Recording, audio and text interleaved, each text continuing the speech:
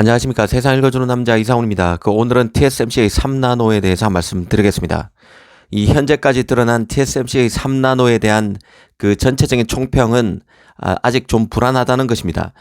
TSMC의 앞선 노드를 가장 많이 활용해 왔던 애플만 해도 올해는 3나노 칩 출시 계획이 없습니다.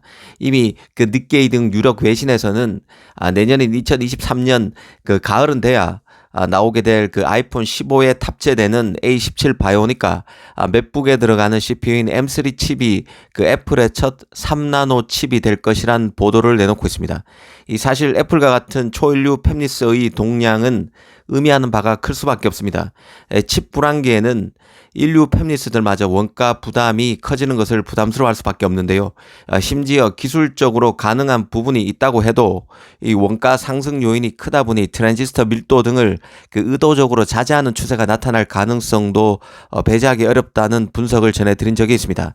프로세서 성능이 워낙 그 상향 평준화되다 보니 이 트랜지스터 밀도를 더 높여도 최첨단 노드 적용에 따른 그 가격 대비 실제 소비자 체감 성능 업그레이드는 작다 보니 팹리스가 고가 노드 적용을 회피할 수도 있다는 의미입니다. 그 애플의 경우엔 뛰어난 공정 엔지니어들이 많습니다. TSMC에 조언을 해주면서 수율 개선 등의 큰 역할을 하는 이들인데요. 아무래도 팹리스들이 비싼 노드 적용에 미온적이면 파운드리의 첨단 공정 그 마무리도 더뎌질 가능성이 있다는 뜻입니다. 실제 TSMC의 수율과 관련해서도 아직 만족스러운 수준이 아니다. 불안하다는 류의 평가가 계속 나오고 있는 상황입니다.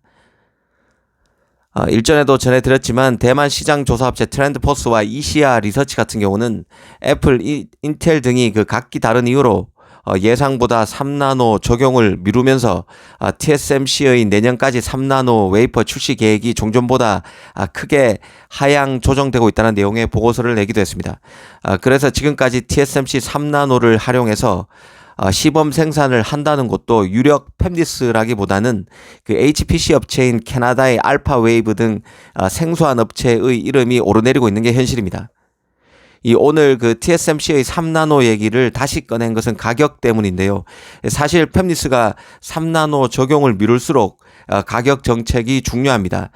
첨단 노드이고 이제 막 개화하는 시작이고 개학이 시작하는 시장이고 또 수율도 불안정할 정도의 극미세 공정이라면 당연히 투자 비용, 그 R&D 비용도 많이 들어가는 만큼 제작 가격이 비싼 것은 당연할 것입니다. 하지만 그 TSMC 3나노 같은 경우는 이와 관련해 에피소드도 많았기에 눈여겨볼 부분이 많다는 생각인데요. 기억나시겠지만 최근 TSMC가 애플에 3나노 칩 제작 가격을 최대 6에서 9%가량 올리기로 하고 일단 3% 인상안부터 애플에 제안했었는데 애플이 거부했다는 소식이 있었습니다. 그리고 얼마 뒤에 다시 애플이 결국 그 TSMC의 인상된 가격안을 받아들이기로 했다는 소식이 있었습니다. 마치 가격을 둘러싼 파운드리와 팹리스 간에 그 힘겨루가 있었고 또 얼마 있다가 바로 그 문제가 일단락된 것처럼 소식이 뒤어 나왔지만 물밑에서 가격을 놓고 팹리스와 파운드리 간 이견과 갈등이 계속될 것이라는 취지로 말씀드렸었습니다. 그런데 최근 대만 지타임스가 TSMC의 첨단 노드의 그 웨이퍼당 가격을 공개했는데요. 역시나 3나노가 지나치게 비쌌습니다. 이 5나노의 웨이퍼당 가격은 그 16,000달러인데 비해서 3나노는 20,000달러였습니다. 4,000달러가 더 비싸서 25%가량 5나노 웨이퍼 가격보다 인상된 가격이 적용되고 있습니다. 이 가격이 맞는지는 정확히 알 수는 없지만 어느 정도 추세 같은 것을 보여준다는 생각인데요. TSMC가 이렇게 3나노 웨이퍼 가격을 크게 올리면서 앞으로 TSMC의 3나노를 통해서 나오게 될 CPU, GPU 등 그 프로세서, 칩 가격도 덩달아 뛸 것이라는 게 내용의 핵심입니다. 사실 이 소식이 시사하는 점은 많다는 생각인데요. 일단 이런 식의 TSMC의 고가 정책은 애플 등의 3나노 적용 연기 등과도 직간접적으로 얽힌 이슈라는 생각입니다. TSMC 입장에서는 웨이퍼 제작 비용 증가는 하면 할수록 좋은 것이죠. 장비 업체에게는 장비 수주 가격을 낮추라고 압박하고 또 팹리스에게는 웨이퍼 제작 비용을 올려받음으로써 자신의 투자 비용, R&D 비용을 남에게 전가할 수 있기 때문에 TSMC 입장에서는 좋은 것입니다. 다만 이것도 임계점을 넘지 말아야 한다는 전제를 바탕으로 하는 것이죠. 마치 삼성 TSMC가 극단으로 가는 초미세 공정의 양산 수율을 일정 수준 이상으로 끌어올리는 게 힘들다면 이런 제작 공정을 받쳐주는 장비 업체도 힘들 것이고 또 이런 제조 라인에 맞춰서 칩을 설계하는 팹리스도 힘들긴 마찬가지일 것입니다. 이런 가격을 둘러싼 균형이 무너지면 결국 새로운 파트너, 새로운 파운드리 파트너를 찾아가는 팹리스가 나올 수 있습니다.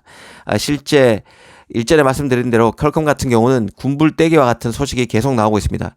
하와이 테크 서밋 행사에서 삼성과 삼나동 등에서 첨단 공정 협력을 계속할 것이란 퀄컴 임원의 발언이 있었고 삼성의 경우는 정전기 방지에 특화된 미국 업체 실리콘 프론트라인과의 협업을 통해서 3나노 수율을 끌어올리기 위해 노력하고 있다는 소식도 전해드린 적이 있습니다.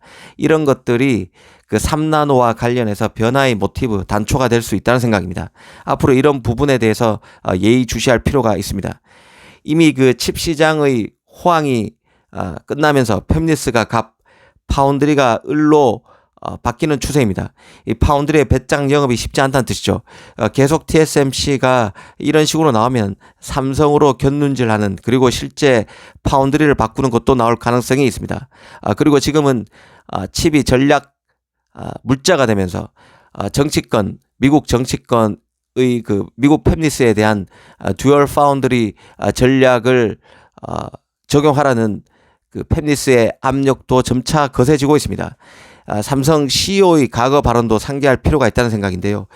경계현 DS 부분장은 이런 얘기를 한 적이 있습니다. 4나노와 5나노는 TSMC보다 개발이 뒤처진 게 사실이지만 3나노는 더 빠르게 할 수 있다고 본다고 얘기했었죠. 이 4나노, 5나노도 성능이나 가격 측면을 많이 개선하고 있어서 내년 말 2023년 말쯤이면 삼성 파운드리 위상이 지금과는 크게 달라져 있을 것이라고 얘기한 적이 있습니다.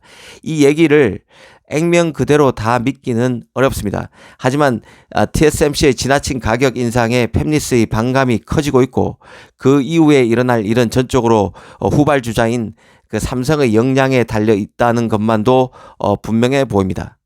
오늘은 TSMC의 가격 정책을 둘러싼 이런저런 얘기를 한 말씀 드렸습니다. 감사합니다.